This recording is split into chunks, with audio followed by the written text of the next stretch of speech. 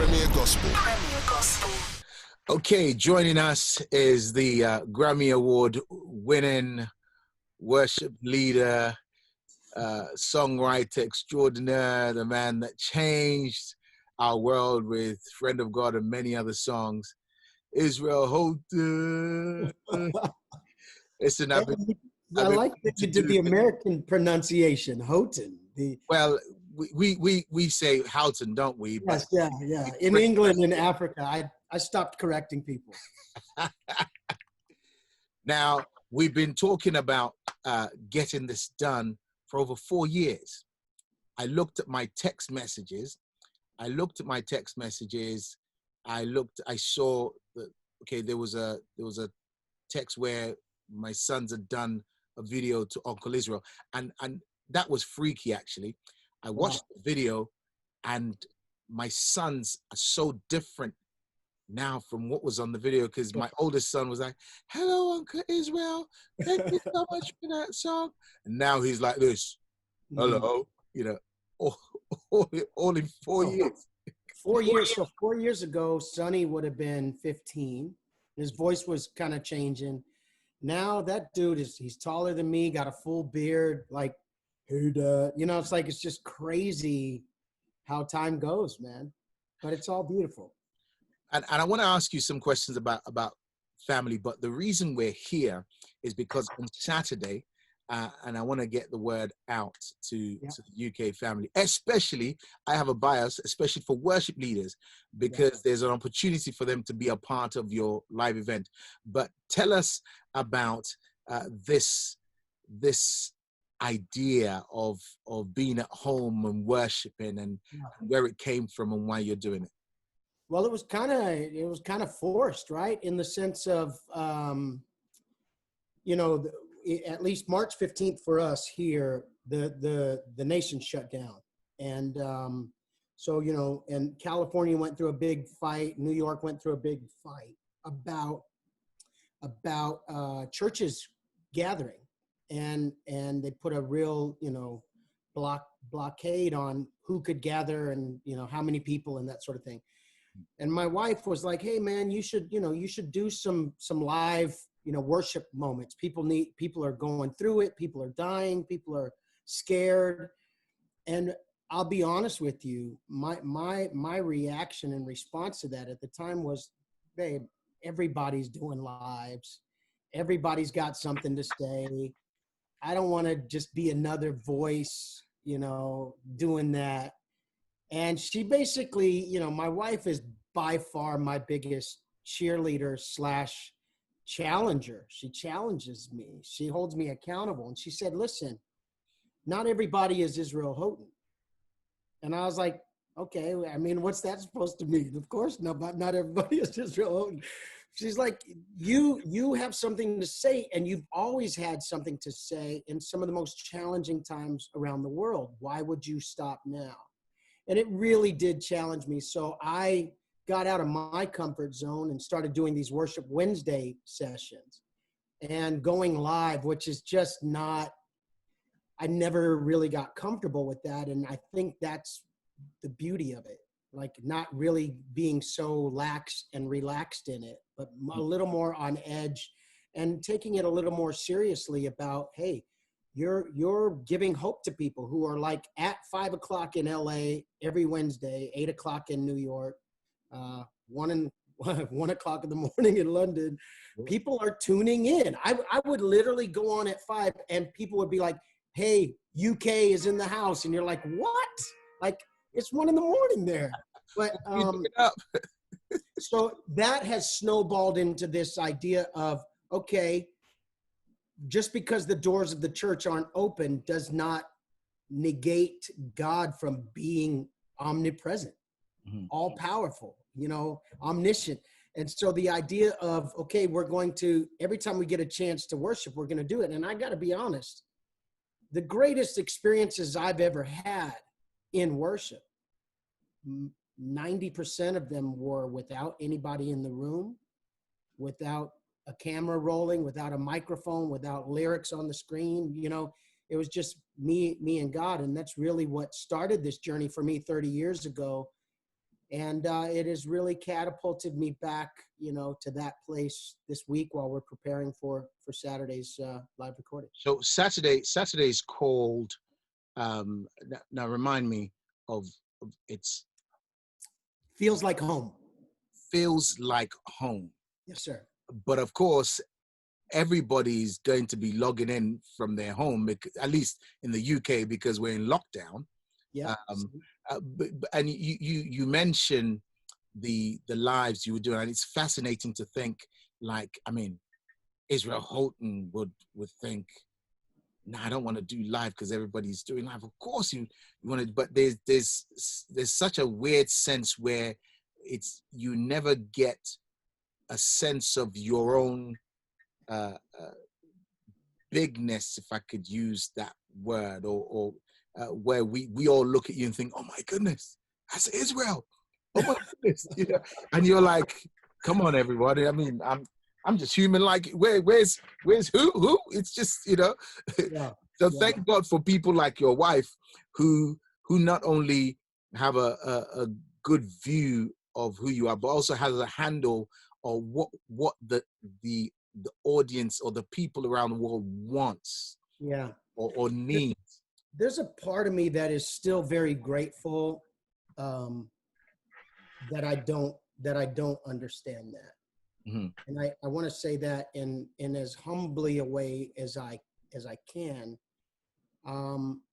Especially when you have kind of this public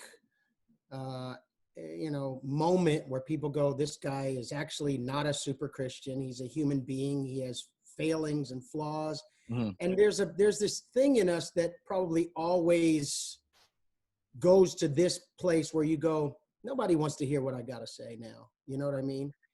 And to actually be shown the opposite of that people feel in many ways a greater sense of connection to somebody who goes, I really am a human being, and there's nothing super about my humanness. I am just, I am flawed and in need of grace, and I am happy to announce that I have received that grace from God and from a lot of people, and it does sort of take the pressure off at that moment Mm-hmm. of leading worship. And it's just going, hey, I started at this place of, God, teach me how to worship you because I don't know what I'm doing. And literally almost being back in that same kind of environment of, God, I don't know what I'm doing. So I'm asking you to take this. I'm asking you to take the microphone and sing over people's lives and homes and bodies and families. And I don't know. We'll talk more about the feels like home concert online experience. Yeah. But let me just get this in real quick. One of the things that excited me about it was I thought, hold on, I noticed that there is one level of engagement where a worship leader in the UK can do a version of your song, submit it, and if it's picked, it could be a part of the experience. And apart from that, they get some FaceTime with you and your wife. They get to put questions in that can be answered. Tell us a bit more about the different ways people can engage with the experience that's on this Saturday before we go too far. Sure. Like if we were doing a concert with people or a tour with people, there would always be sort of tiers to it, levels to it of, hey, I can do a VIP meet and greet or whatever. So we wanted to kind of have that level of engagement for this. Obviously, everything is virtual, and you do the best you can with what you're working with. Crazy amounts of expenses that have gone into this too. So anything to kind of help mitigate that and get this message out as clear as we can was the onus behind that. But the truth is, man, I like talking to people. I like talking to worship leaders. I like hearing from where people are. I like hearing their stories like, hey, how are you holding up right now during everything that's going on, And so it was it's an opportunity for us to do that as well with people. With the worship leader engagement, I will say today's Wednesday. So this is like it technically that window has closed, but I will say that if I can get some submissions today, from worship leaders. But that has to be from the UK. Don't open Only it to anybody else, just I'm the UK. I'm only making this exception for the UK because a lot of that's being edited now. But we kind of put it out there to worship teams like, hey, do your take on an Israel and New Breed song, and we'll add it to, you know, what we're putting together special within the event. And it's been awesome, bro. It's been so awesome to see the level of engagement from people all over the world, worship teams all over the world, and their take on what we do. Man, that has been so encouraging and so fun to see. So people can, even if worship leaders have missed that, there's an opportunity for them to still get in and have questions answered and have some time with There are a few VIP tickets left. They're Okay. going fast. You know how it is. The week of, everybody scrambles, you know. Absolutely. But you already know this. I have such a deep love for the UK. I have such a deep love for my Londoners and Birminghamers and and Manchesterites. And so, you know, anybody watching and anybody listening right now, please, you know, please get involved. Please join us for the VIP. And if you can't, just join us for the night of worship. I don't make many guarantees, and I'm terrible at doing commercials, but I can tell you, God is in this house, and there's something very, very special that has been happening since the moment everybody touched down to start rehearsing and preparing for this. What we realized the first week we were here, we set out to rehearse, and it turned into really a retreat. It turned into just, we actually don't care about the music right now. Like God just kept visiting us with Jesus bombs going off all over the room. And so actually, so the event itself, it's going to be in a house. yeah, The production is in a house, and I mean, there's easily the New Breed family. There's easily 20 of you, so it must be a blink. So involving film crew, audio crew, band, and singers, there are 32 of us in a room, and the way I have the guys shooting it and the way we're just capturing it is it's very to the viewer, you're going to feel like you're in it. Even some of the angles we're shooting from is not you watching something happening. It's more like you being next to something that's happening. And that was very, very important to me. So Correct. It's not just another concert, you know? So that means you've employed a lot of 360, almost near virtual experience, sort of styles, which A little bit, yeah. that must have cost you a bit. Well, I'll put it this way. It's been 5 years since we did a live record. And when we did a live record, we did Alive in Asia that is on Netflix right now. You know, I've always kind of been of the mind, you go big or you go home. In this case, we are home and we're going big. So I think, it's important for me. Like, again, I don't feel like I'm challenged to keep up with anybody else's thing.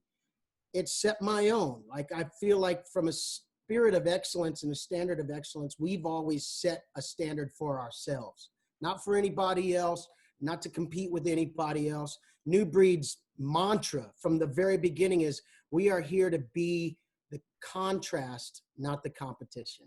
Right. There's always going to be somebody better. There's always going to be, you know, better songs, better singers, better looking people, but we know who we are as New Breed, and we hold ourselves to a high standard there. So yeah, we did employ some technology that we're really excited about. I don't know about you, but like, I've watched live streams that just sounded terrible, looked terrible, and sounded terrible, and you just get fatigued after a few minutes watching it.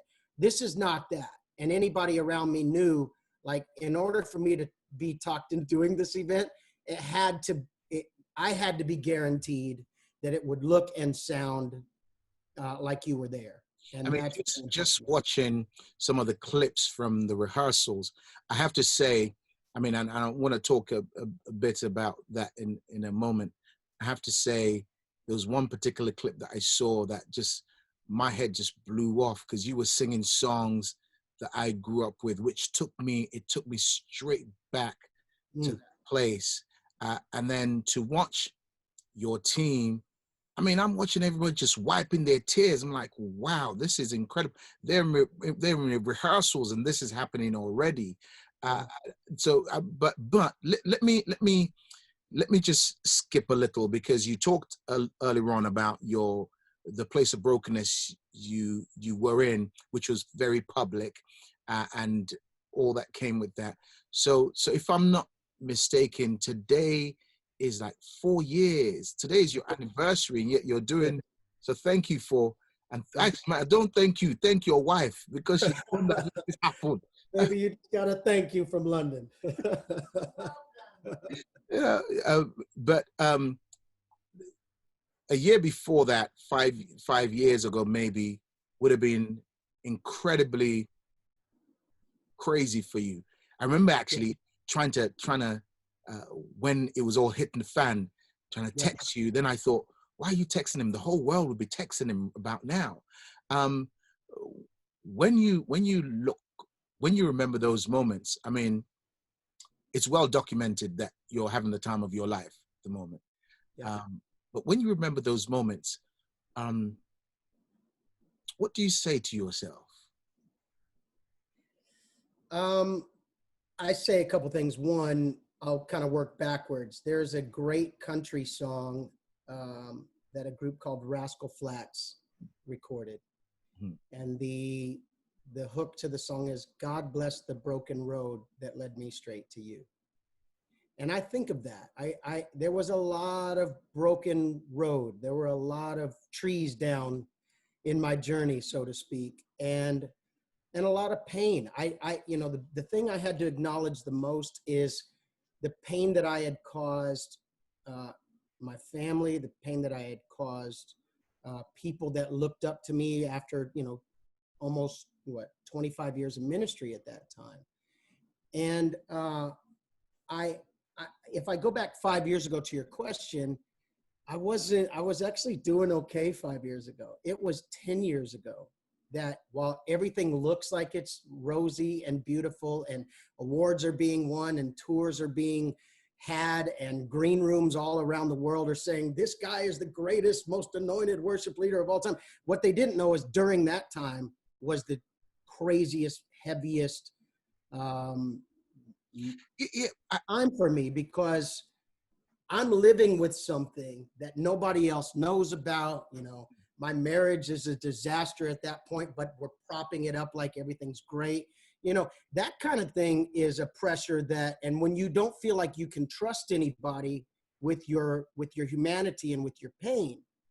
And that was founded because I did trust some people with my humanity and my pain who used it against me.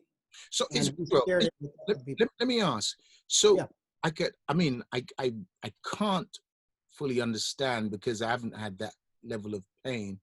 But you're saying 5 years later, when it became very public, I was already on the other side of it. So the fallout of it, the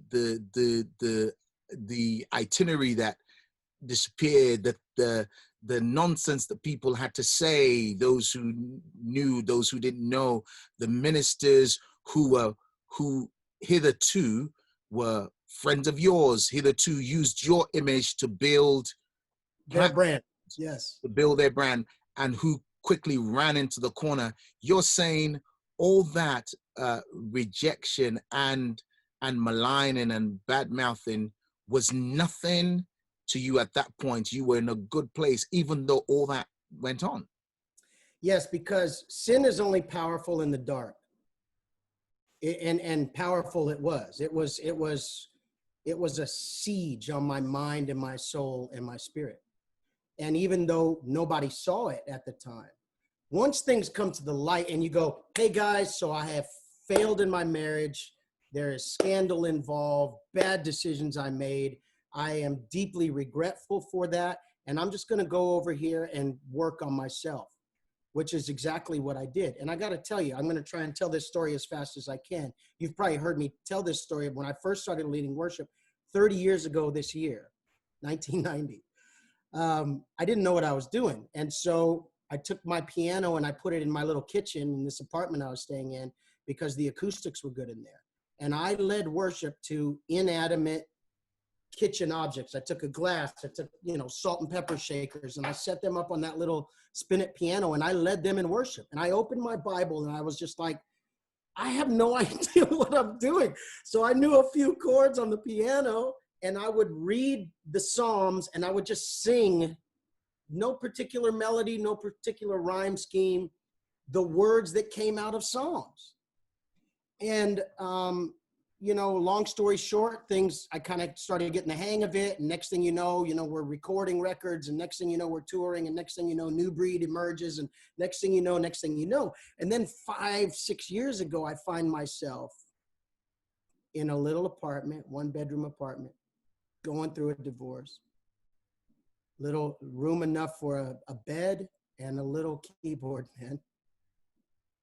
And to put that keyboard adjacent to your kitchen and literally pray the same thing you prayed 25 years before and said, God, if this is what you've called me to, then teach me how to worship you.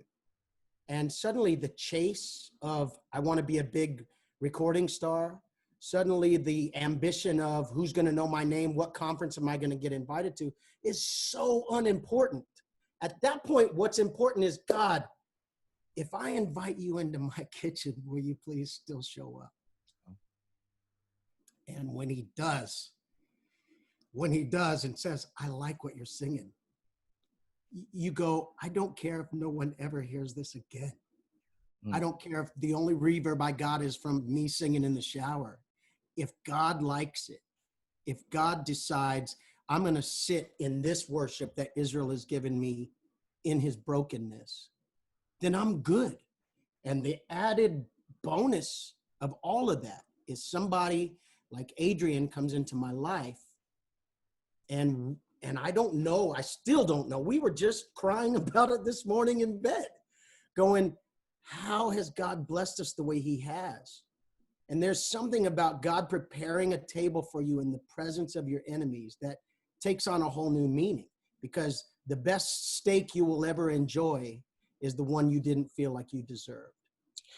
So one of the things I know that I've heard you say before many times was how the beginnings of New Breed, it wasn't, it was so simple. People like I think Daniel Macmillan and other that you met while on the road with Fred Hammond, and it was, guys, let's get together, and it was prayer time. Is Lord, send us to the nations and all that, and it all happens very quickly. But I want to ask you this, because there may be someone who's listening to us, who's going through, everything is falling apart for them, whether by their own machinations or not, and it's affecting their health. How on earth did it not affect your health, Israel? Because just your traveling schedule alone was frightful.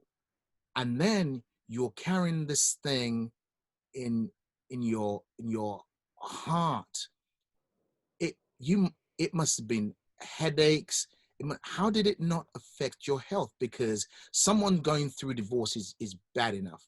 And there'll be people right now who are going through brokenness, and diabetes is just kicking in hard, and they're thinking their heart is going to fail. How on earth did it not affect your health? You know what? I wake up every day with this overwhelming sense of gratitude for the reasons that you're pointing out right now. I don't know how. I remember going to the doctor and saying, hey, I got to get a physical, I got to change my life insurance, all that kind of stuff. And the doctor going, I don't know how else to tell you this, but you're a few pounds overweight, but your blood pressure is fine, your heart is fine, your cholesterol is fine, everything looks good. He goes, based on everything you're telling me and the stress you've been under and everything, the work schedule you keep, et cetera, you should be like hypertension, diabetes, like your heart should be distressed, and it's not. And I just have to say, without sounding like a cliche Christian, God is a keeper, and he has kept me.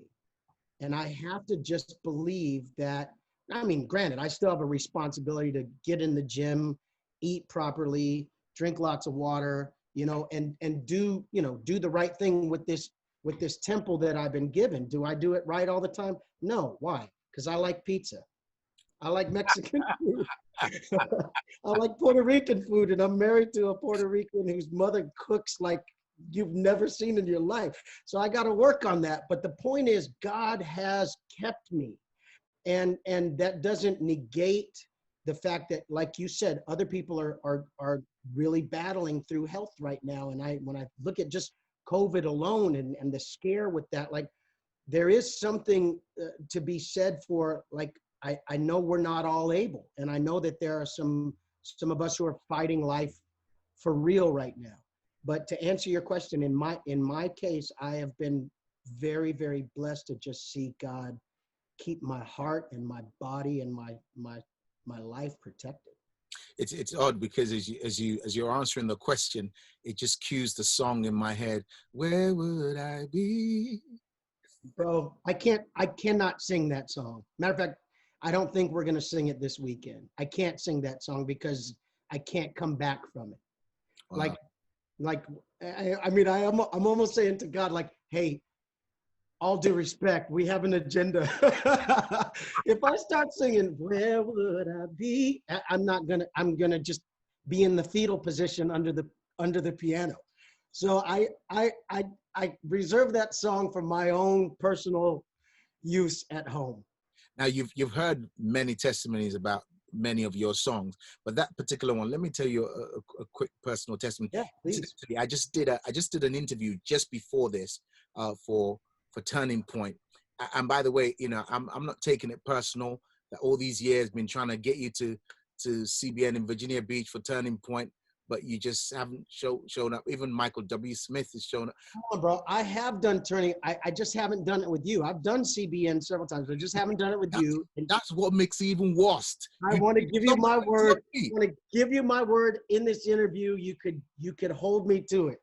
When the world reopens, I will come to Virginia Beach and make sure that I do it with you. All right. So here's my story of that particular song, and we love so many of your songs. But my older sister, the one before me, her husband had passed away. I'm making a record, the record we had Kevin Bond produce. So yep. I fly to Atlanta to go and record, and my sister's husband had died. She had for years, she wasn't married. She married late. After 4 or 5 years, he died tragically of cancer. They have a young son. I hadn't met him.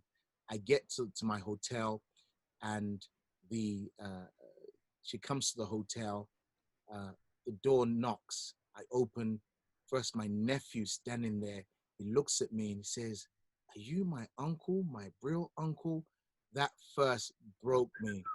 Carried him, and as I walk in, I sat down holding him. So my sister starts to tell me of the journey with her husband and how he passed away. And she says to me that the song that got her through, where would I be? Wow, oh, wow. I cried. It was so bad. After a while, my nephew said, "Mommy," is because he's American boy. He said, "Mommy, is Uncle okay?" So I had to now wipe my tears so I don't frighten the boy who I just met. So there's so many stories like that about the songs. But let's come back to Feels Like Home, because I know your time is short and we could talk. I feel like I could talk to you all day, man, for real. I appreciate your friendship. You're so kind. So Feels Like Home, for those who, like you say, may be jaded by the online, they're jaded by Zoom from work, then by church broadcast on YouTube with all the issues. You're saying this experience will be different for them. It will. I heard some songs in your rehearsal, and I'm like, hold on, is he just warming up the singers with that, or are they actually going to do it? Because you took me back to when I was 17, 18. Yeah. Think about his goodness. Think about his grace that brought us through. For as high as the heaven above. That song, when you were singing it, and I was watching your singers wiping their tears, even me, myself, I'm like, oh my goodness, this is messing me up. And then you be glorified. I'm sure I heard you sing Be Glorified. Yeah. This brother, what are you trying to do to us? Are those songs in the concert? I cannot deny nor confirm. And here's why I cannot deny nor confirm, because all of those little songs centered around, my God, how great you are, how great you are. And we just kept singing that. I think at one point we must have sung some version of that song for almost an hour. And we don't know what you're going to do on And they never know. They know I'm going to be in the key of E. That's all they know. They know, follow me as I follow Christ. But and I kind of love that. I mean, if New Breed has any sort of thing that is uniquely ours, it's that I don't know if I've ever given a complete set list to my group ever. Wow. And they would corroborate that. They would corroborate that I'll tell them, I think I want to start with this, so just have me in the key of E. I think I want to start with that, so just make sure I'm in, D flat or whatever. And they know, like, I'll lift my shoulder up, and they know that means, yo, you better lean in and pay attention. Something about to happen. So I think the beauty of, okay, like, how this goes. You ever been at somebody's house and they just happen to have a piano there, and there's, 16 people just had a dinner or a party, and somebody sits down at the piano, and before you know it, people are gathered around the piano and singing, and somebody just sings out something in that key, and it becomes this sort of, devotional service, but on a whole nother scale. This is pretty much that, except, there's 7 cameras in the room. There's a drum kit. There's a percussion rig. There's 3 or 4 keyboards. There's 3 or 4 guitars playing. There's 14 singers, and everybody's kind of in the round looking at each other. And I sort of live for that moment where it's like, what if we did this? And all of my guys who play various instruments know if they feel something, they can tip their hat toward it. And I may go with it. I may wave it off. I may go, yes. That's how Be Glorified showed up in the rehearsal the other day. Wow. It was just like, I was praying and Kevin starts playing, da, da, da, da. And I'm telling you, those songs can catapult you back 2-3 decades. And it did for me. And we start singing. And again, man, I was like, at one point, I just walked away from the set and I was like, I'm tired of crying. I'm so tired of crying, but it's so good. And so there's one of the clips I saw. I couldn't figure out whether it was Charlene Neal. Is she pregnant at the moment? She is pregnant, yeah. Okay, it was Charlene, because she starts to blow, and I'm like, I know exactly what you're talking about. Lord, crazy. It was just messing with everything. Yeah. And to think that was captured just on an iPhone or smartphone. I'm thinking, man, when it's in real production, it will be mind blowing. But let me ask you, as I round up, you've evolved, you've grown, not just because of the adversity. I mean, it's been interesting watching your Wednesday broadcast. I've sat through Bishop Carlton Pearson. I've sat through a mutual friend of ours, A.R. Bernard, he's I mean, really, I can't call him a friend. He's an uncle. He's a father, man, for sure. Father, he's so much more.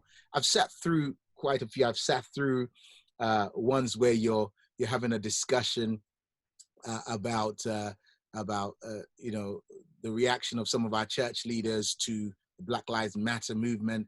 That so I've said, and I'm like, man, this brother's he's involved. He's grown so much, and there's so much to glean from him.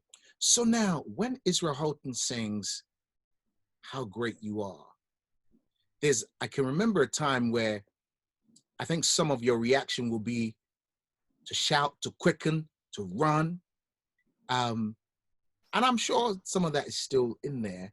But at this stage in your life and in your experience with God, when you're saying how great you are, what are some of the things that pop up in your mind, and how do you respond? How do you describe that greatness that's different from 19 years ago or 10 years ago? And how do you express that? Because I don't see that for you, it's just the quickening anymore. I don't see that it's just to turn to your neighbor and say, or shout, What would you say is now? I would say, you never know God is all you need until he's all you have. And I think at some point, my prayer turned from, God enlarge my territory, which is still a valid prayer, to God, help me unlearn some of the gimmicks and some of the stuff I've picked up along the way, and help me connect to the gravity, sobriety of what you're doing in the earth. I mean, to the point where I've been very intentional about even some of the wording I use, because a lot of times we could do church and go, God, we just pray that you would come and show up, and I'm like, let's back up from that a second and talk about it. Show what's up, where. Right. One, that is us acting like we are the host and he is the guest. And that's ridiculous. He's the host. And he says, you could either summon me down to what you're doing, or you could receive my invitation to get involved in what I'm doing. What would you rather do? And in doing so, there is this partnership, there is this purpose, there is this sense of truly belonging. And it's like, I shared with my team the other day, I said, listen, I'm enjoying this setup here because there's no audience to try and win over. I'm not leading to the front row. I'm not trying to get invited to somebody's conference. I am not trying to hope that the VIP guest speaker that is here likes what I do and takes my hit song back to his church and, builds up my CCLI catalog. But how real is that though for people? Because for some people, like, nah, I mean, because, how real is that for some worship leaders many who are still out there, who COVID is killing them because they can't go to the conferences? How real is that pressure to please the person that's invited you to sing the song that will get the crowd jumping, so it looks as though... I mean, it's still real. Granted, I'm enjoying that the playing field is kind of getting leveled the last 9 months or so, that now is our message good enough? And I don't mean our delivery of the message. I'm just saying the foundation of who we are and what we believe. Is it enough to keep our attention, to connect us to something greater than ourselves? When you take all the performance away from it, who are we and what do we have? And that's where I'm at. So when you say there's been an evolution in my life, there absolutely has, because at some point I went from, I'm trying to dump this room. I am trying to tilt this room. I am trying to kill it, as we've said before. And now I'm trying to say, God, what moves your heart? And that's my focus. And I look at it as being summoned by the king. And the king is like, entertain me.